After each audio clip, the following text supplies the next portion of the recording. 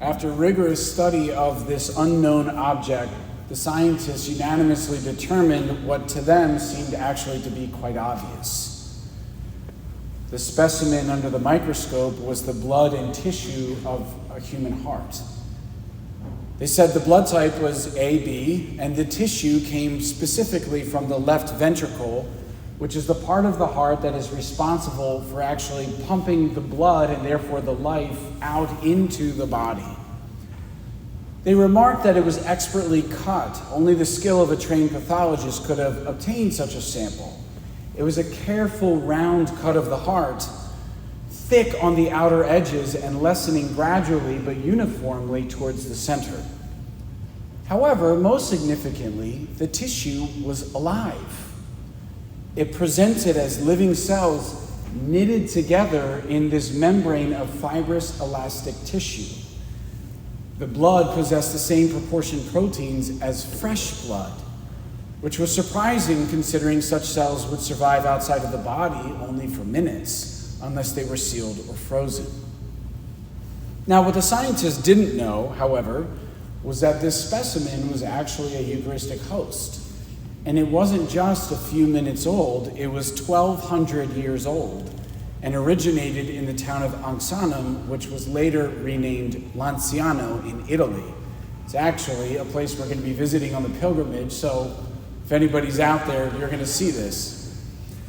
This is only one of about 160 instances of Eucharistic miracles, all of which happen to match the same profile as the others.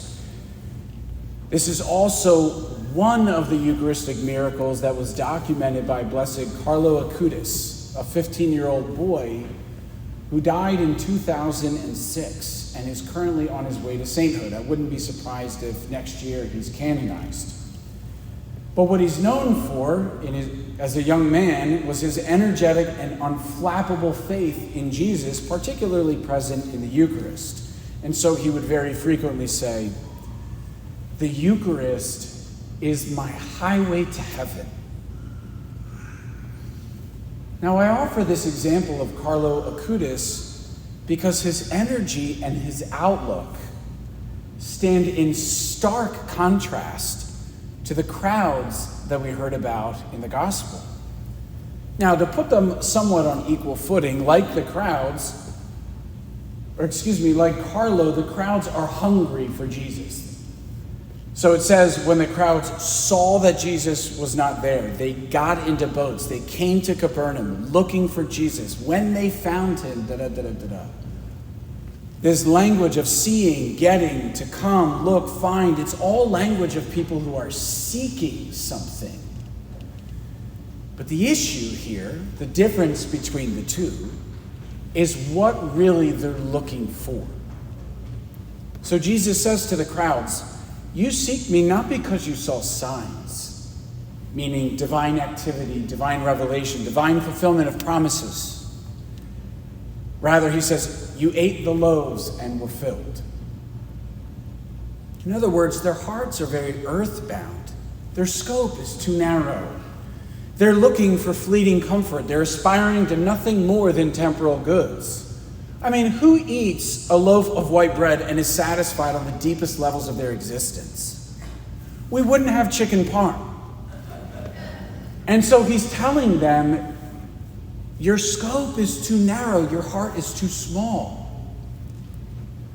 This is further supported by last week's gospel when Jesus departs this very same crowd. It's one story threaded together.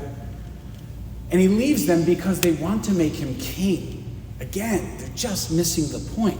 Jesus didn't come because he's interested in the Oval Office. He comes to save us from eternal death. And the Eucharist is exactly how he plans to do that. And he even tells them this. He says, "Do not work for food that perishes, but for the food that endures to eternal life." This will quickly be followed by next week's gospel when he's going to say to the same crowd, "The bread I will give is my flesh for the life of the world." Spoiler alert, they're not going to get it. It's not what they want. It's not what they're looking for. And they're going to walk away. But They're walking away from life. And that's key. And so here we are. We're presented with these two very different perspectives on the Eucharist. But the question for our reflection is, which perspective best represents us? I know I've shared this story, but it's been really helpful for me, and I'm going to share it again with you. I remember 2 years ago when a man came to my front door to the mailbox, and he was dropping off his envelope for the church. It's a man I used to see for years, every week, but I hadn't seen him in so long.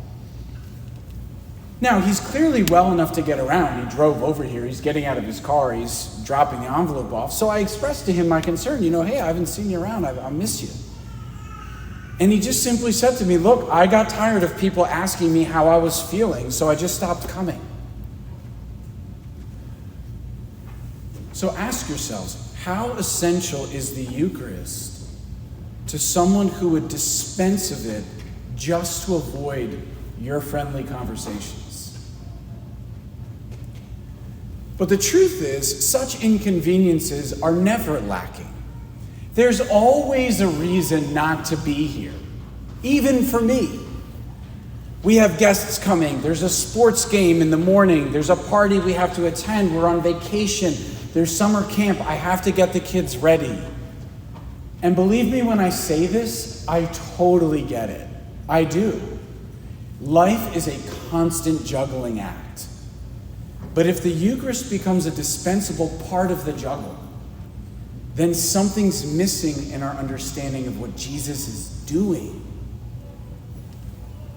Carlo Acutis made similar observations. He said, throngs of people stand in interminable lines to buy tickets to rock concerts or soccer matches.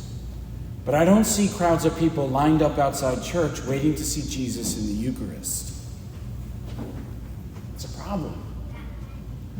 And so the invitation, I think, is simple. As you consider your lives, the anxieties that you hold, the goals that you set, the hierarchy of values which determine your decisions,